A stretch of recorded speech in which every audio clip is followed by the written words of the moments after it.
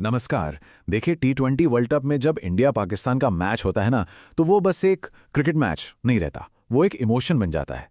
तो आज हम इसी हाई वोल्टेज मुकाबले की कहानी को, उसकी नब्ज को सीधे लाइव कमेंट्री से पकड़ने की कोशिश करेंगे। चलिए देखते हैं कि हुआ क्या था। बस कमेंट्री की ये एक लाइन ही काफी है ये समझने के लिए कि स्टेडियम के अंदर माहौल कैसा था। हर तरफ जोश, उम्मीदें और जबरदस्त प्रेशर। इसी माहौल से इस बड़े मैच की कहानी शुरू हुई। तो मैच शुरू हुआ और इंडिया बैटिंग करने उतरा और उनकी रणनीति एकदम शीशे की तरह साफ थी। पहले ही ओवर से अटैक करना है। और इस अटैकिंग अप्रोच का असर भी तुरंत दिखा। एक बल्लेबाज ने तेजी से अपनी 50 पूरी कर ली। ये थी पारी की पहली बड़ी कामयाबी, जिसने पाकिस्तान को बैकफुट पर धकेल दिया था। और पता है कमाल की बात क्या थी? ये 50 सिर्फ 27 गेंदों में आई। इससे अंदाजा लग गया था कि इंडियन टीम के इरादे कितने आक्रामक हैं कि आज एक बहुत बड़े स्कोर की नींव रखी जा रही है। कमेंट्री की ये लाइन उस वक्त इंडियन बैट्समैन के कॉन्फिडेंस को पूरी तरह से बयां कर रही थी। गेंद लगातार बाउंड्री के पार जा रही थी और पाकिस्तानी गेंदबाज वो बस अपनी लाइन लेंथ ढूंढने में लगे हुए थे। लेकिन क्रिकेट की यही तो खासियत है, गेम कभी भी पलट सकता है। जब ऐसा लग रहा था कि इंडिया आराम से 200 पार कर जाएगा, ठीक तभी पाकिस्तान ने वापसी की। सवाल अब यही था कि क्या इंडिया इसी रफ्तार को बनाए रख पाएगा या पाकिस्तान इस रन रेट पर लगाम कसने का कोई रास्ता खोज लेगा। और फिर जवाब आया, एक बहुत बड़ा विकेट। देखिए, जब एक सेट बैट्समैन आउट होता है ना, तो वो पूरे मैच का मोमेंटम बदल देता है। और वही हुआ। एक स्मार्ट बॉल और भारत की जो रफ्तार थी उस पर पहली बार ब्रेक लगा।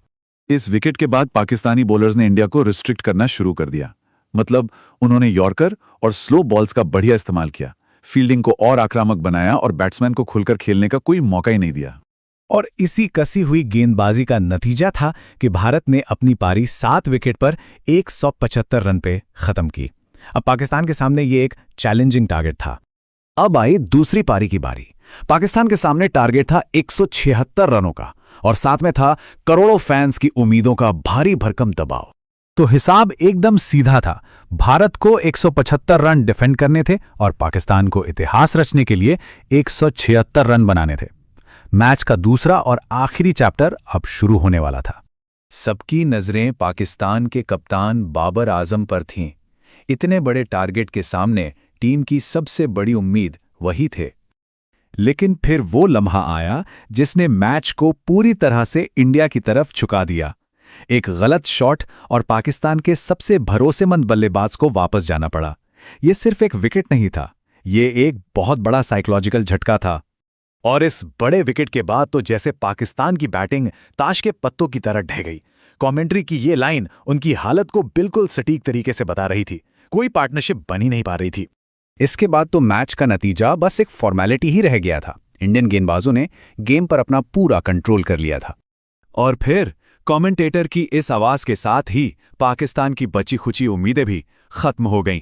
मैच का नतीजा तय हो चुका था। ये सिर्फ एक जीत नहीं थी, ये एक जबरदस्त और डोमिनेटिंग जीत थी। इंडिया ने खेल के हर डिपार्टमेंट में, बैटिंग, बॉलिंग, फील्डिंग, सब में पाकिस्तान को पीछे छोड़ दिया। जीत का अंतर था पूरे 61 रनों का।